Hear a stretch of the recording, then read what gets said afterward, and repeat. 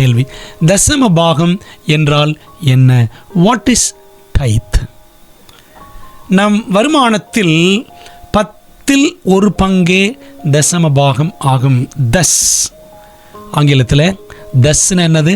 தஸ்னா மன்னிக்கும், ஹிந்தியில் தஸ் என்றால் 10, சரிதானே?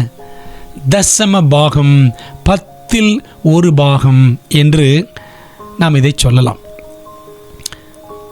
ஆண்டவர் நம்ம கொடுக்கிற வருமானம் மாதம் 10,000 ரூபாய் என்றால் அதில் 1000 ரூபாய், மாதம் 50,000 ரூபாய் என்றால் அதில் 5000 ரூபாய்.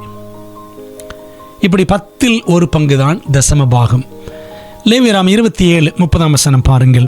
தேசத்திலே நிலத்தின் வித்திலும் விருட்சங்களின் கனியிலும் தசம பாகம் எல்லாம் கர்த்தருக்கு உரியது. அது கர்த்தருக்கு பரிசுத்தமானது. தசமபாகம் பரிசுத்தமானது, கர்த்தருக்கு பரிசுத்தமானது.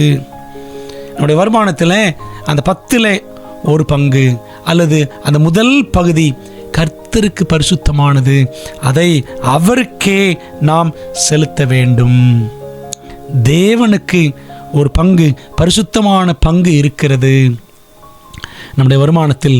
அதுதான் தசம பாகம்.